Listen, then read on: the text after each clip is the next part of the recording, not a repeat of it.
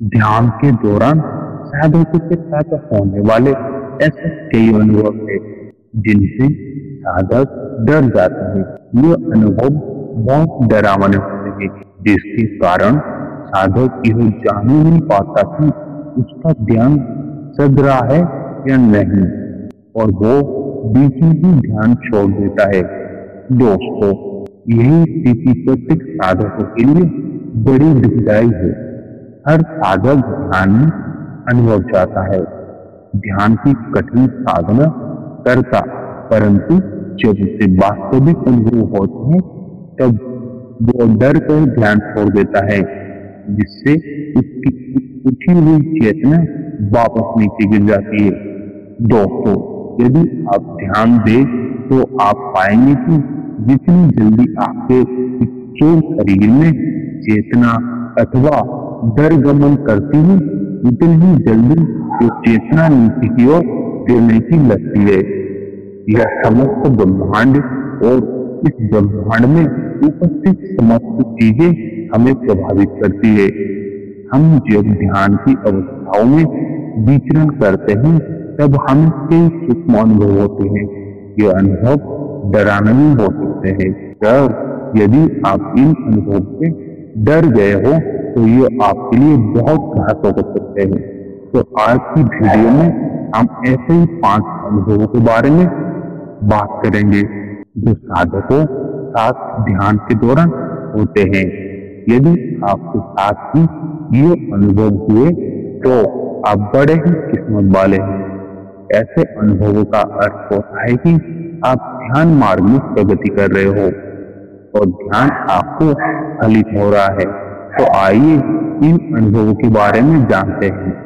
ध्यान के दौरान होने वाला पहला अनुभव कि आपके मस्तिष्क यानी थर्ड आई, तीसरी आंख पर वाइब्रेशन होती है, कुछ हलचल होती है।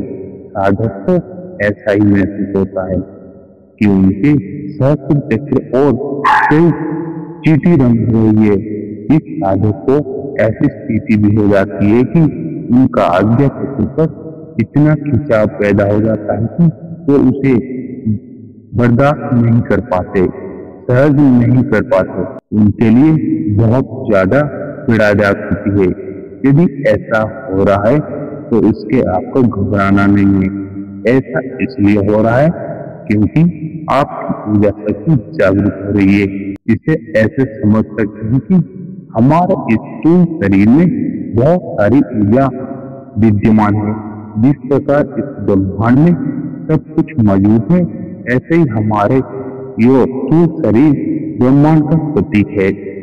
जो भी हलचल इस ब्रह्मांड में होती है, इन सब का प्रभाव हमारे स्थूल शरीर पर भी पड़ता है, जिससे न केवल हमारा यह शरीर प्रभावित होता है, बल्कि हमारा मन, मस्तिष्क और हमारी जो समस्त काया प्रभावित होती है।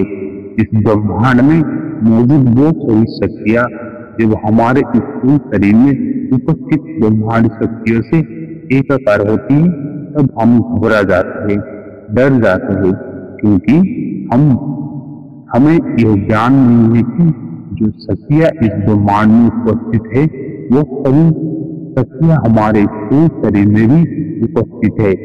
और जब ये ब्रह्मांड की शक्ति हमारे स्थूल शरीर में उपस्थापित ब्रह्मांड शक्ति से एकाकार होती है, तब हमारे शरीर की 72,000 नाड़ियां एक्टिवेट हो जाती है।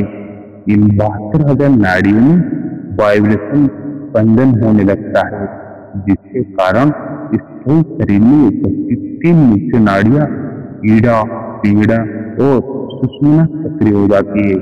जब इन ऊर्जा चल शरीर में बढ़ने लगता है, तब सुषुम्ना जो भी आध्यात्मिक नाड़ी है, जिससे हमारी आध्यात्मिकता जर्नी आगे बढ़ती है, वो सक्रिय हो जाती है।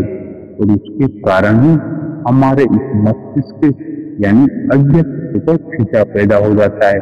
तो यदि आपके थर्ड आई या मस्तिष्क पर खिंचाव पैदा होता है तो आपको डरने की आवश्यकता नहीं है। बहुत ज्यादा खिंचाव हो रहा है तो आप प्रातः उठकर थोड़ा प्राणायाम कर ले और थोड़ा भ्रमण कर ले, जिससे आपकी मानसिक स्थिति सामान्य हो जाएगी। लेकिन डर कर आपको ध्यान बीच में नहीं छोड़ना है। साधक को होने वाला दूसरा अनुभव कि उन्हें ध्यान की अवस्था में बैठकर नाद सुनाई देता है। यह ध्वनि घंटे की ध्वनि भी हो सकती है, शंख की ध्वनि भी हो सकती है और कुछ लोगों को बांसुरी की ध्वनि भी सुनाई देती है, कुछ को डमरू की भी ध्वनि सुनाई देती है। यो डिपेंड करता है कि आपको आराध्य क्या है। यदि आप भगवान शिव को आराध्य मानते हैं तब आपको डमरू की ध्वनि सुनाई देती है। कुछ लोग श्री कृष्ण को आराध्य मानते हैं, इसलिए उनके मन में ये स्थिति पैदा होती है कि उनकी बांसुरी की आवाज सुनाई देती है। जब ऐसा क्यों होता है? ऐसा होने का कारण है कि जब व्यक्ति साधना की उच्च अवस्था में पहुंचने लगता है, यानी ध्यान की गहराई में गोते लगाने लगता है, तो उसके कान की सुनने की क्षमता विस्तृत हो जाती है, बढ़ जाती है। उसके कान में खिंचाव पैदा हो जाता है, जिससे वो अदृश्य ध्वनियों को भी बड़ी आसानी से सुन सकता है। यदि आप ध्यान में सुनेंगे तो आपके स्थूल शरीर में अनगिनत ध्वनियां विद्यमान है। जिस प्रकार ब्रह्मांड में नाद की ध्वनि विचरण करती है, वैसे साइंटिफिकली प्रूव भी हो चुका है। नासा ने भी इस बात को प्रूव किया है कि ब्रह्मांड की ध्वनि कुछ ओम की ध्वनि जैसी है। ऐसे ही ध्वनियां हमारे स्थूल शरीर में भी विचरण करती है और इस ध्वनियां अदृश्य है। हम लोग मोह माया के कारण इन ध्वनियों को नहीं सुन पाते, क्योंकि कभी हम खाली बैठते ही नहीं, हम माया कमाने के व्यस्त हो जाते हैं, जिसके कारण हम शरीर की ध्वनि को नहीं सुन पाते। और जब हम ध्यान की अवस्थाओं में बैठते हैं, ध्यान शब्द होता है, तब इस प्रकार की ध्वनियां हमें सुनाई देने लगती है। तो आप इस ईश्वर की कृपा पात्र है। तीसरा अनुभव यह होता है कि जब साधक रात्रि में सोता है तो उसको अजीब अजीब से डरावने सपने आते हैं। कभी कभी उसे ऐसा महसूस होता है जैसे उसके सामने कोई खड़ा है, उसकी पीठ पीछे कोई खड़ा है। ऐसी अवस्थाओं में आपको डरने की आवश्यकता नहीं है, क्योंकि जो कुछ हो रहा है वो सही हो रहा है। ध्यान साधना हो वो करने के बाद उसने आपको इतना शुद्ध कर लिया है, इस ब्रह्मांड में उपस्थिति तमाम सूक्ष्म शरीर आपसे संबंध स्थापित करना चाहता है। संबंध स्थापित करने का अर्थ यह है कि वे मोक्ष को प्राप्त करना चाहते हैं, और उन सूक्ष्म शरीर में उपस्थित आत्माओं को ऐसा लगता है जैसे कि यह शरीर है जो उन्हें मुक्ति दिला सकता है, भवसागर से पार ले जा सकता है।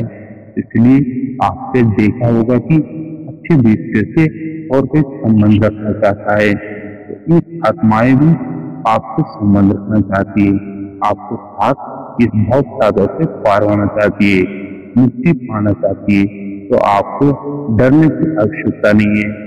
वो बहुत से ऐसे लोग कहेंगे कि जो लोग ध्यान साधना नहीं करते उनको ऐसा अनुभव क्यों नहीं होते। उनको अनुभव इसलिए नहीं होते क्योंकि वो अपना जीवन शोर में जी रही है। इनको कुछ भी पता नहीं चल रहा है कि कोई बुरे लोगों को क्यों नहीं संबंध बनाना चाहेगा। इसलिए यदि आपको साथ ऐसा कोई डरावना अनुभव हो रहा है, आपको डरने की आवश्यकता नहीं है, बल्कि ये ध्यान की ओर गहराइयों में आपको ले जाएगा। चौथा अनुभव है अपने इष्ट के दर्शन। बहुत से ऐसे साधक हैं जिनको ध्यान के दौरान उनके इष्ट भगवान के दर्शन होते हैं। यदि आपको साथ ऐसा हो रहा है, आप सोते हुए अपने इष्ट भगवान के दर्शन कर रहे हैं, तो ये आपके लिए बहुत अच्छा संकेत है। यहाँ आपको डरने की आवश्यकता नहीं है। जब आपकी ध्यान साधना उच्च कोटि की हो गई है, इसलिए आपको भगवान के दर्शन हो गए हैं।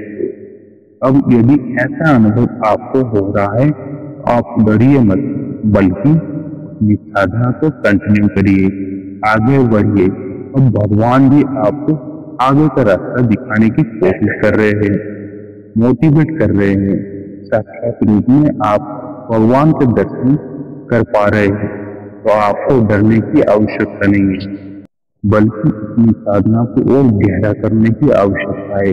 पांचवा अनुभव कुछ साधक को ऐसा अनुभव होता है, उनका अपना कोई मुक्त प्रियजन दर्शन देता है, दिखाई पड़ने लगता है, उनसे बात करने की कोशिश करता है। तो ऐसे अवस्था में आपको डरने की आवश्यकता नहीं है। अब ऐसा इसलिए होता है क्योंकि हमारे पितृ या पूर्वज हमारे मिलना चाहते हैं, बात करना चाहते हैं। वैसे भी शास्त्र में भी पितृ को भगवान की उपाधि दी गई है। ये पितृ भगवान समान है, जो हमारा समय समय से मार्गदर्शन करते हैं।